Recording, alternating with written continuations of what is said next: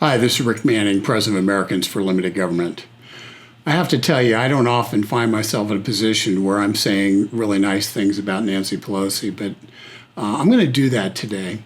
Speaker Pelosi has taken a tough stand on China. She's planned and will likely be landing in Taipai, Taiwan, in the next couple of days on a trip. It's with other members of Congress, all Democrats, unfortunately, other members of Congress to various allies in the Far East. The Chinese government, the mainland Chinese government, the Red Chinese, are apoplectic about this and have even gone so far as to say that they might shoot down her plane if it attempts to land in Taiwan. People might ask, what's up? What's happening? Well, it's very simple. When Mao Zedong took over China in 1949, he defeated people who were supporters of the West, of the national Chinese, as they were known. And so they basically fled the country to an island of Formosa, which is now Taiwan. And that island became extremely high-end, profitable, making very wealthy. But the Chinese, mainland Chinese, always have a burr in their saddle because they want to take over Taiwan. They want to finish the defeat of their enemies, while their enemies kind of in Taiwan look at communist China and say, this could have been you. And recognize, well, as big as China is, as much of an economic powerhouse it is, it's still largely, in many respects, a third world country.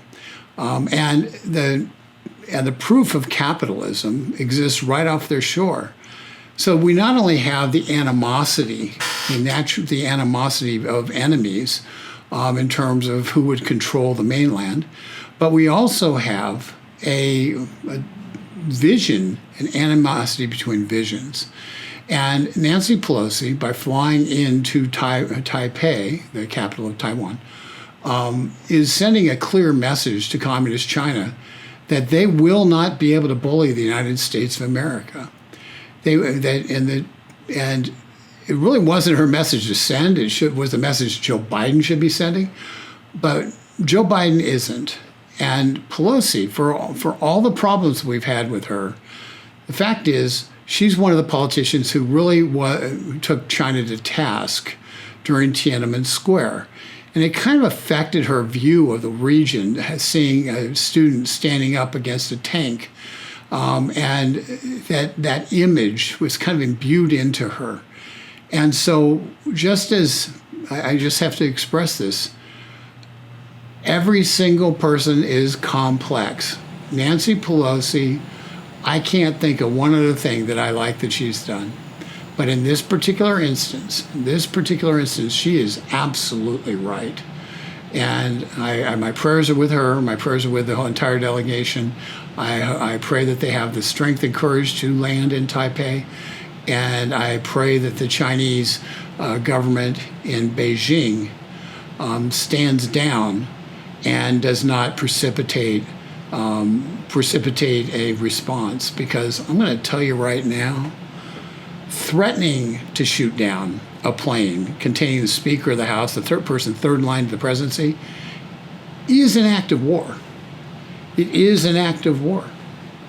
And you can't get around it. And with everything else China's been doing, we're seeing a progressively expanding ego and threat and lack of fear of repercussions for actions taken against the United States. So I hope and pray that they don't overstep and they don't shoot down the plane, and that they recognize that the United States is not going to have the shots called for us by Beijing, in spite of the relations they might have with the president and the president's son.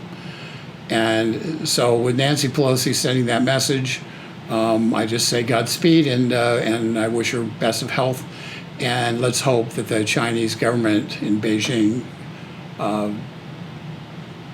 doesn't go nuts over it.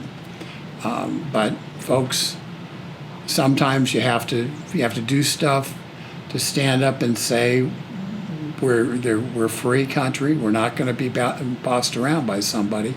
And this is one of those instances. And the fact that Nancy Pelosi is doing it, shocking though it may be, she deserves our prayers, and she deserves our praise for having the courage to stand up to President Xi in China, rather than cowering like some in our State Department would have her do.